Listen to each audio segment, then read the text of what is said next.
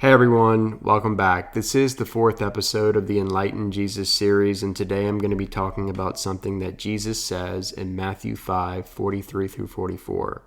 Here Jesus says, "You have heard it said, love your neighbor, hate your enemy. But I tell you, love your enemy." Now the reason this is so profound and mystical is because there's other places in the Gospels where Jesus talks about this notion of loving your neighbor, and he gives instructions with loving your neighbor. He says, love your neighbor as yourself. And the reason this is so important is because notice, he doesn't say love your neighbor in the same way that you love yourself. No, he says love your neighbor as yourself. To love your neighbor as yourself is to recognize that there is no neighbor that is separate from you. You are one with your neighbor because everyone is interconnected. This is pure oneness. Separation is an illusion. And so when you see this, when you go from the egoic consciousness to unity consciousness, then you see all as one, and you realize that in loving my neighbor, I am loving myself. And in loving myself, I am loving my neighbor because we are one. So here in this passage in Matthew 5, Jesus says, hey, that love that I told you to have for your neighbor, which typically is interpreted as anyone in general, your neighbor, but some people say that it has more to do with the people that you like hanging around with, the people that you're close with, your friends, your family members. That's sometimes how it's interpreted, your neighbor. But what Jesus is saying is, hey, this is not just this kind of love that I'm explaining through non-duality is not just the love that you have for the people that you like. It's not just for your friends or your group. No, it's for everyone. That's true non-duality. Even your enemies, even those you're perceiving to be the other, the excluded, the outsider, the ones that you hate. You have to have the same kind of love for those people. And this is where it gets challenging. But this is essentially what Jesus is saying here in the passage. And so we could say that it's not just about loving your neighbor as yourself. It's about loving your perceived enemy as yourself. And this is where it gets mystical, because what happens is when you go through this process of awakening and you begin to transcend the ego and you step into the reality of oneness, which is the true self. It's not a separate self. It's one with everyone and everything. When you directly experience that, you start to realize that the enemy that you're perceiving, the person or the group that you're perceiving to be the enemy, and the hatred that you have for that person or for that group is actually something much different than you think. Because you don't actually hate the other person that you're perceiving to be your enemy. You actually hate yourself. You don't fully love yourself, or you haven't forgiven yourself for something. That is the state of being that you're embodying, and maybe it's something that's subconscious, but you are embodying that, and then you're projecting it on to the other, to someone else, to some other group. But the solution is not to try to figure out why I have this hatred towards them in this external sense, because sometimes you work it out with someone else and you think you move past your differences, but you never really do. And then it's like a pattern that keeps repeating itself. But the answer in this is not to search and seek out there somewhere for some solution. It's always the answer is always to start within yourself. And so when you go within yourself and you realize, hey, there's parts of me that I've rejected or that I haven't fully accepted. I hate this part of me. I haven't been able to forgive myself for something I did years ago. If there's any kind of that going on within you, then like Jesus says in the Gospel of Thomas, if you don't bring forth what is within you, what you don't bring forth will destroy you.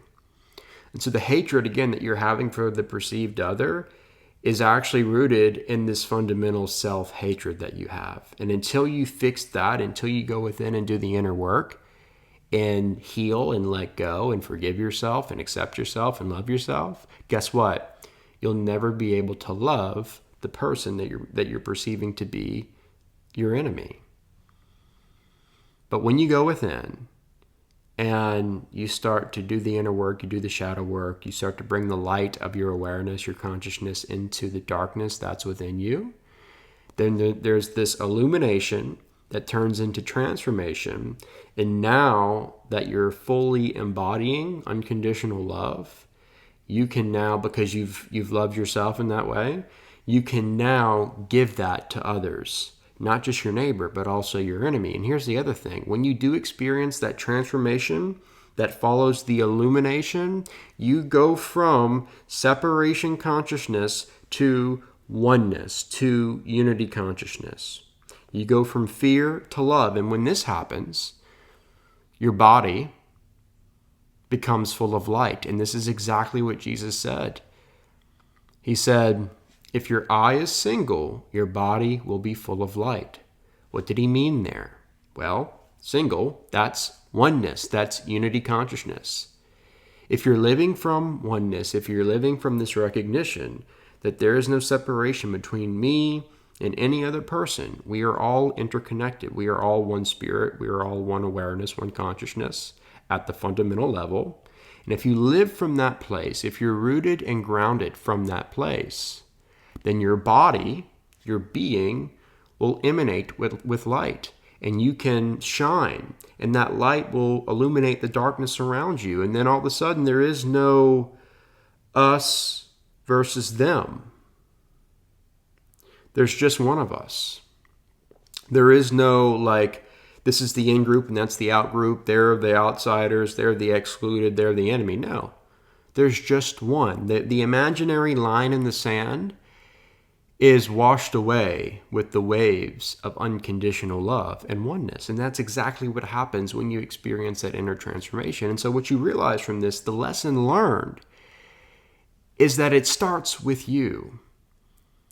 And whatever you're embodying, whatever state of being that you're living from, is going to determine what your subconscious projects into your perceived external reality.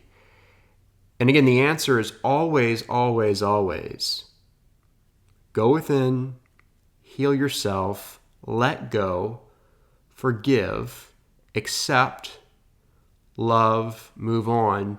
When you can do that and you experience that healing for yourself, that restoration for yourself, then all of a sudden the enemies that you once had become friends. They become your neighbor. They become a part of you because they are a part of you. And the separation stuff just dissipates into nothingness, into the illusion that it is. And so this is why I had to bring in this verse, this line where Jesus says, love your neighbor as yourself, because this is like the pattern, this is the sequence, this is the instructions that Jesus is giving for us to approach love. It starts with yourself, with the recognition that, okay, once you awaken to your true self, not the false self, not the ego, not the separate self, but the true self, which is one with everyone and everything, when you awaken to that, then you start with that. And when you heal yourself, when you change, when you transform, when you go from fear to love, when you go from separation to oneness, and you're living from the single I, you're living from unity consciousness, then you know that this is the way it works. There's clarity, there's understanding, there's peace that leads you in the confusion and chaos of the dualistic mind.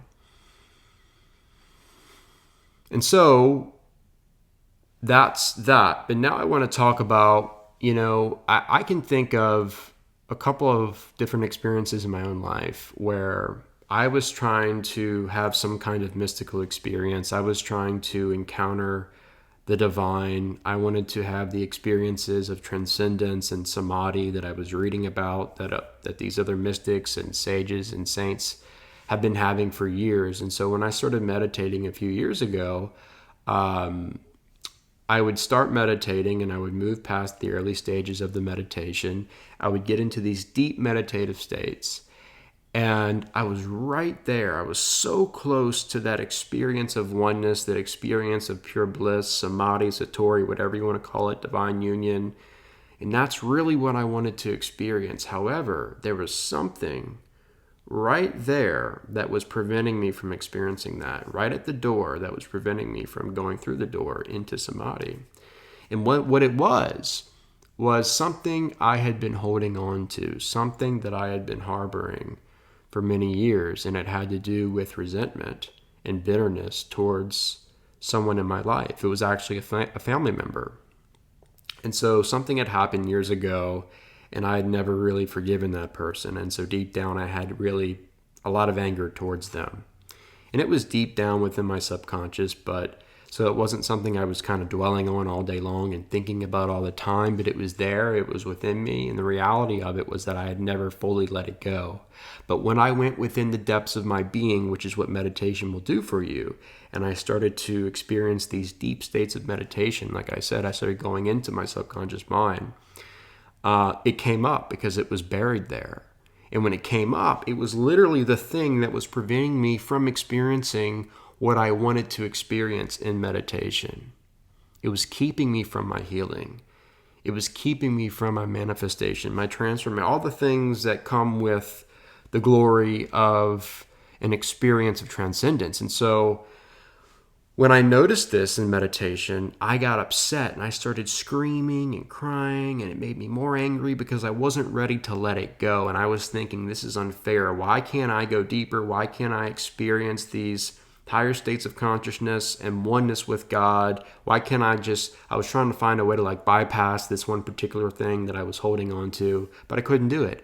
And immediately I would snap out of it, and I would return to normal waking state, and I would lose everything I just really sat with and had experienced for sometimes hours in meditation. I would lose that deep state of meditation in a matter of seconds because I couldn't move past that thing. I couldn't let it go. I was holding on to it, and I was perceiving that person, which again is a family member. I was perceiving them to be the enemy. And what I learned in this process in this experience was that this is the key. This is actually what determines whether or not we can go into the very depths of our being and experience the presence of the divine within us. And it's not like God's separate from us, and I've talked about this many times in other videos. It's not a matter of God being separate and up there, and God is choosing not to forgive us, or God is choosing not to visit us, or God is saying, you can't experience my presence until you do this. It's not that, because we are one with God. We are divine. So it has everything to do with the self, the true self, not the false self, the true self. So it's not a matter of God's over there, and because we've got something that we're holding on to, we can't experience God's presence, or God's not going to come visit us. No, God is within us. God is us. We are God. That's the reality of it. But the mind, we get caught up in these things from the egoic consciousness that literally prevent us from seeing and fully experiencing who we really are and what we already have. And that's exactly what was happening in this experience. I could not let it go. It was just too much. But then I sat with it.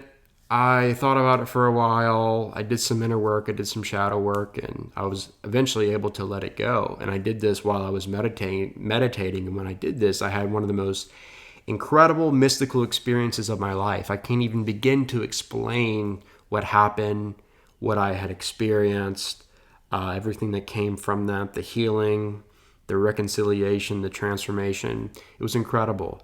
But it came down to me choosing to let go, to forgive, to move past this whole illusion of separateness into the reality of oneness. And the gateway into this is having this approach of letting go, which is something we find in many of the different mystical and contemplative traditions, especially in Buddhism. This is the main thing. Non-attachment, letting go, being open. This is the way to live. This is the Tao, going with the flow, not holding on to anything, not being attached to anything. There's something very mystical and very essential with this approach, with this way of living.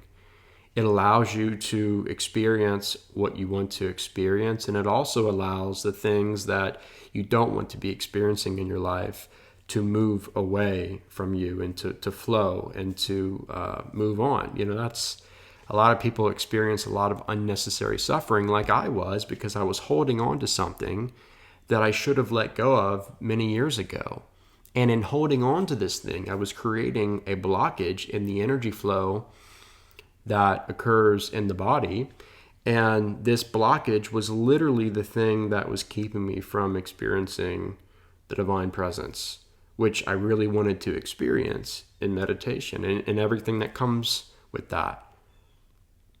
And so this is the key: letting go, surrendering, forgiving, which obviously is something else Jesus talks a lot about in many different places. There's a reason for this, because Jesus knew if you want any kind of experience of transcendence, if you want to discover the true self, he even says in Matthew 16, he tells his disciples, he says, if you really want to follow me, you have to start with denying yourself. And the self he's talking about is the false self. It's the ego. You can't even begin to follow me and hear what I'm saying if you're still living from this egoic consciousness, this sense of being a separate self. Like, you won't understand anything I'm saying, because whatever you're holding on to, the attachment, the egoic identity, will keep you from the truth that can only be understood from the heart space. And the heart is in the realm of oneness. So there has to be a shift. You have to move from that of the head space, the egoic, analytical thinking mind that sees through two, that sees through separateness. And you have to move into the reality of the single I, oneness, unity consciousness. That enables you to see and understand, because your body is full of light, and now you can give what you have. But before that, you couldn't give what you didn't have. And so if your body wasn't full of light, how could you give light to your neighbor or to the enemy? You couldn't, because you were blinded in your own darkness. But now, because you've shifted into unity consciousness, you don't see the way you used to see, in the sense of from this place of dualistic consciousness, separateness of